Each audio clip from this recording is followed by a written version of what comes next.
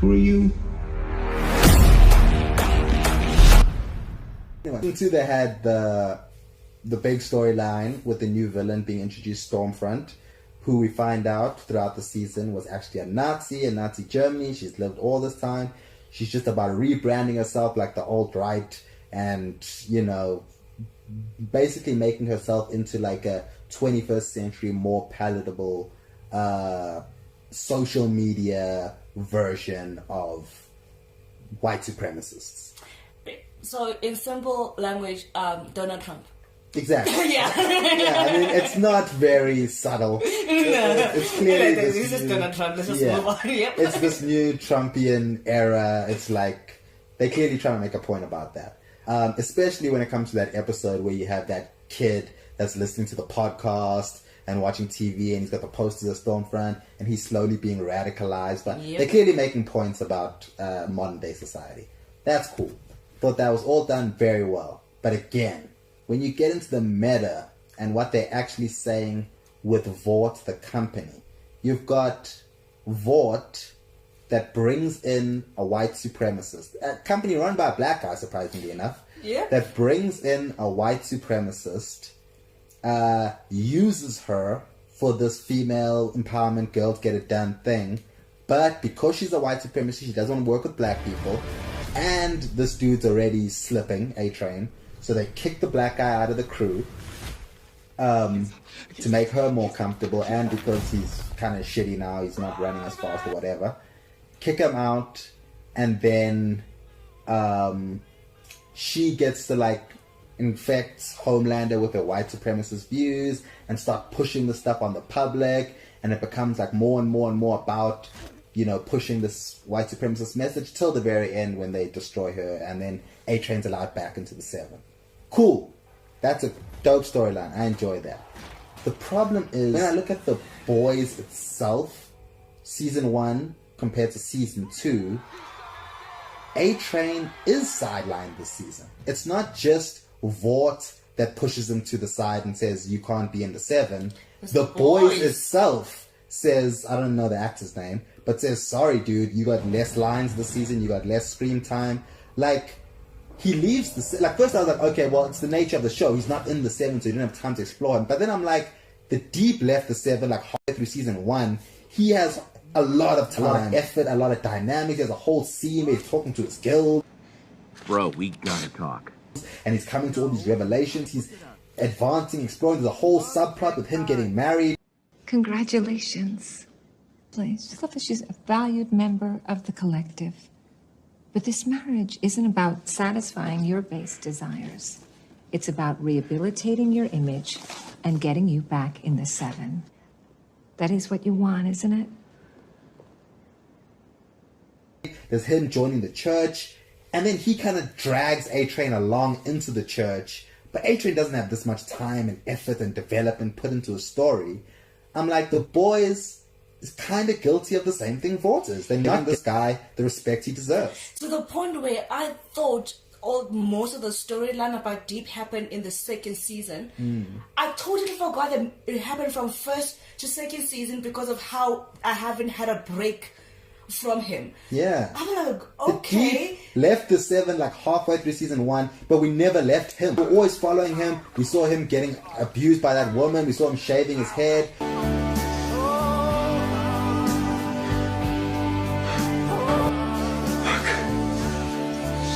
We saw him trying to steal the dolphin. Like, we see him doing all these wacky little comedic adventures. Excuse me, sir. Yeah. Oh, hey, can I take one of these lobsters back with me? You got it. Oh, wait, no, not that one. This one. Yeah, that's my guy. Oh, wait. He has all these little wacky stories on the side The lobster. that have nothing to do with it. So you can't say, oh, A-Train wasn't part of the main story, so he could... Deep has nothing to do with anyone else's story, and they still give him the time and effort he deserves. So I love that they do that with the Deep, but I'm like, why doesn't A-Train get the same love?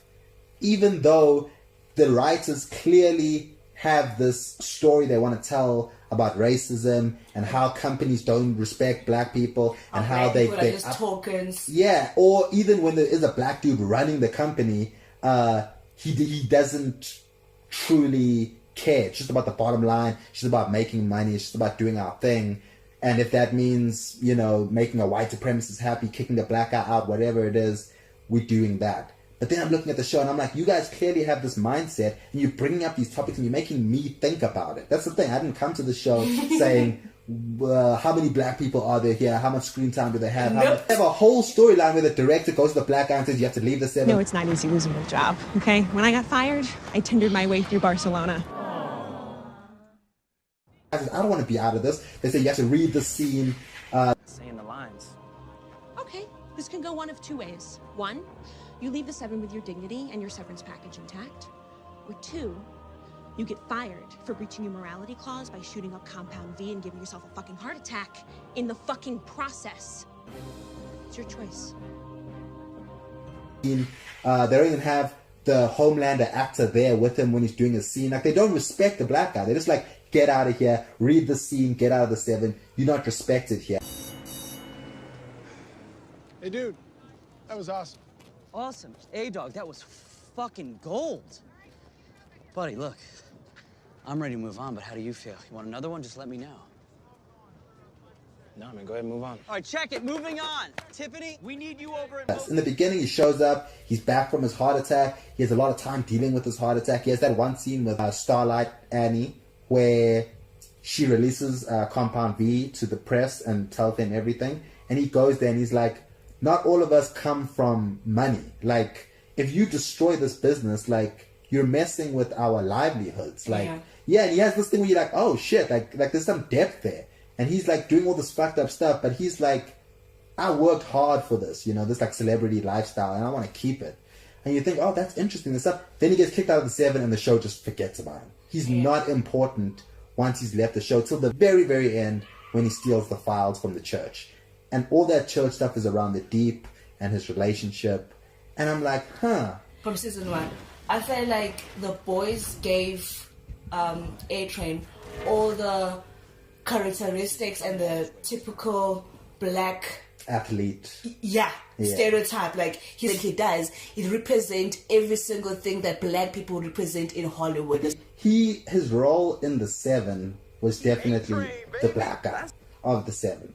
Like, there's a point where they were criticizing the 7. I think the interviewer was criticizing Homeland and was like, let's talk hashtag heroes so white. The numbers are rather startling. Why doesn't Vought want diversity? Wow. But check your facts. Let's take the 7, for example. We've got A-Train. He's a black man. We've got Black Noir. But he doesn't identify with any race, really, so they're covered. A-Train's position in the 7 and in Vought, always as the black guy, Translucent. Translucent was reading, and he's like, these people are pirating our movies, and they whatever. We earn 20% on these movies, and they're taking our money away from it. Then A-Train looks over and says, y'all get 20%? And it's clear that, oh, the black guy's not even getting paid the same as these guys. And I'm like, in the first season. Exactly. Like, this guy's being screwed over in this show, but, like, that's what an evil company like Vought would do. So, with season 1, even though Vought was treating him like shit, I feel like the show was still giving him more dynamics because he wasn't just the athlete. He had a relationship with Popclaw. He had a brother. We got to see his brother who trained him and all of that, who was like, bruh, you need to stop taking these drugs. They're going to fuck you up, whatever. He had a story. He had just like, at the end of the day, the show is telling a story about how this racist white supremacist comes into town, the black guy gets the shaft, in a show that gives so much time to this white supremacist character and barely any time to A-Train. And on top of that, I would say, in fact, the black people as a whole in this show don't get a lot of time. Mother's Milk in season 2, I also think doesn't get a lot of time. I'm like, this is a show where you get an entire episode flashback for Frenchie and his backstory. This is a show where Kimiko's brother comes into it and we get her whole backstory. This is a show where even the other black person in that episode where Mother's Milk is talking about his dad, we get to see her flashback to where she watched her brother getting killed by this Nazi bitch. Stormfront. Exactly. So I'm like, you'll show us that flashback of a black person getting murdered by this Nazi.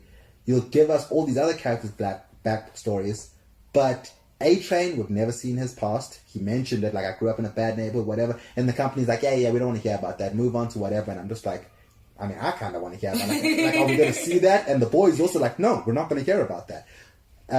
Mother's Milk gets to tell his backstory a little bit, but we don't get to see it. Everyone else, we get to see it. We get those characters coming in. We get all of this stuff. A-Train and Mother's Milk in the racism season get kind of screwed over. And I'm like, like, you're making me think about how black people are treated in companies and shows and stuff. But you're doing the same shit. Exactly. I'm looking at the show and I'm like, okay, now that I'm thinking about it, are you guys going to show me how a show does it right? No. You're just going to tell me this is a problem, but we're not going to fix it. But we're going to tell you it's a problem. Okay. Got it. Thank you very much. I had no idea.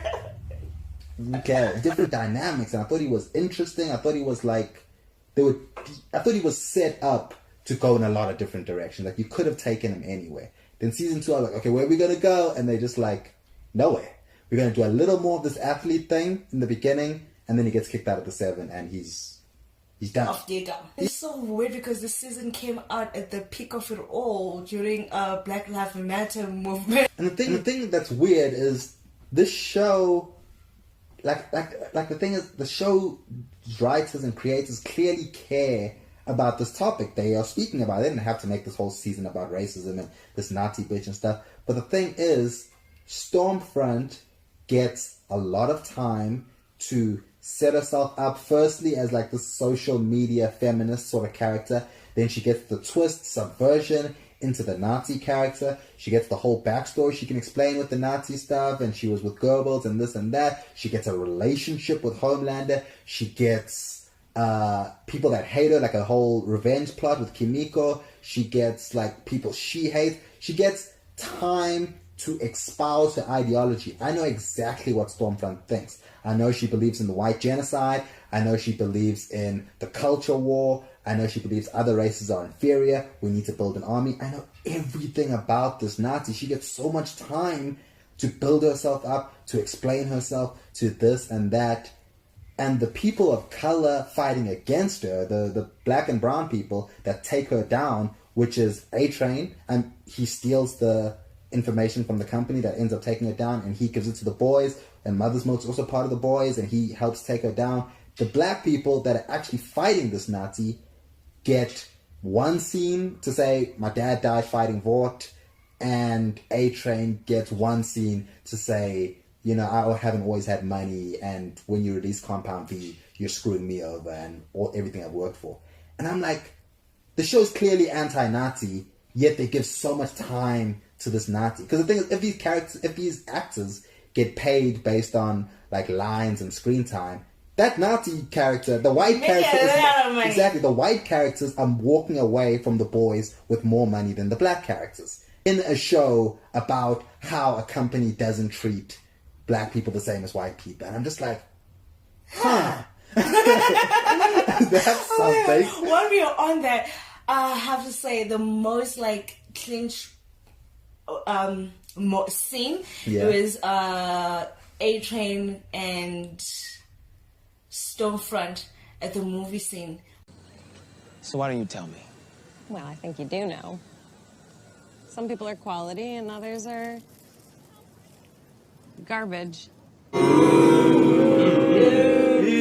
lot of people just implying we all get why this is wrong, and not a lot of exploration into why this is wrong and alternatives to this. So what I mean by that is Stormfront gets a lot of time to say all her fucked up Nazi shit. She gets time to even say to A-Train, like some people are quality or not.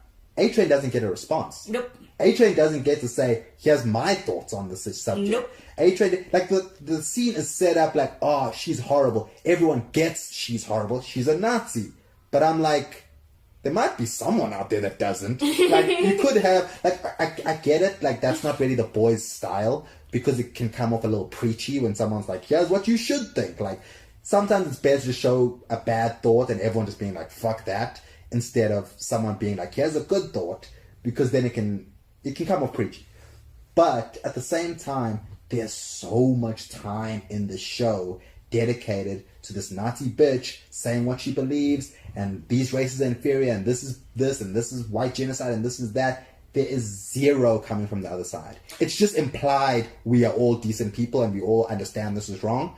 But the black people don't get to advocate for their dignity or advocate why this Nazi bitch is wrong. And I get that it's set even in a world where everyone sees it as wrong, because even she can't go in public and just say her Nazi shit. She has to hide her message. And when they release her true message, everyone turns on her. So the message is clearly, fuck this Nazi. But I see this in a lot of superhero shows. The villain gets a lot of time to say their evil plan, and the hero just says, fuck you, that's evil. And I'm just like, why? Explain. Like, you should also have a perspective. And I think there's one scene that brings up the opposite. Again, I mean, it would have been dope if it was a black person saying this, but there's the scene where Billy is talking to the leader of Vought. Because you're a ruthless bastard. That's hurtful. You turned a racist piece of shit into America's sweetheart. What word would you use? That's the only time they bring up race in an anti-Stormfront way in the show. Like, usually, or Starlight, when she confronts Stormfront to her face and says, like, what do you mean? White people, you're a racist bitch, whatever. And I'm like, okay, you got these two characters bringing up, like, this is fucked up that this racist is doing this. But I really would have liked it if the black people in this show could have had some time, but it could have been anyone. But if the people of color in the show could have actually espoused the opposite point of view, and then the other person of color in the show, Kimiko, doesn't fucking speak. So I'm just like, Jesus Christ. What on their part, because I'm like, they're just following the train that we know all the time, and that is black people need white people to come rescue them. So even in The Boys, the black person who experiences this racism directly, he's a good, honorable man who's not going to say anything, and then the white people will come and speak for him, because that's what Hollywood usually does. You have a white savior coming to the rescue. A little bit of that when it comes to the speaking. But at the end of the day, A-Train's the one that takes down Stormfront with the... So I'm like, okay, fine.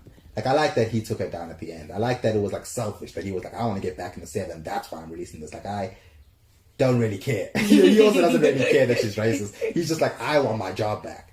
And that fits perfectly in The Boys, that everyone's selfish and just doing their own thing. But at the same time, I'm just like, little weird that so much screen time, so much effort in the story, so much lines of dialogue are dedicated to the racist espousing their views, and then it's just implied we're all against this, and not that much time is actually spent arguing against her and taking her down. It's just implied, like, who would possibly believe this? So I'm just like, They haven't been on TikTok, hey? They really haven't been on TikTok. A lot of people on TikTok needs to be explained why Nazism is wrong. Yeah, but hey, man, that's the boy storytelling style. So I'm just like, whatever. Like, it's also effective. Like, I will say, it's way better for me to watch, like, Breaking Bad and watch Walter ruin his life through drug dealing and be like, wow, drug dealing is bad, than to watch some good person, a priest or something, tell me, here's how you should live your life. Drug dealing's a bad thing. It's like, no, I'd rather watch a bad person do a bad thing, and then I learn that. So watching Stormfront fuck up, I can learn, like, damn, racism's wrong, instead of someone just saying, racism's wrong. But still, I'm just like, I get it. I get why this happened. But at the end of the day, in the racism season, the racist got more time than anyone. Yep, during a Black Lives Matter. Yeah, it was a little weird. A little weird.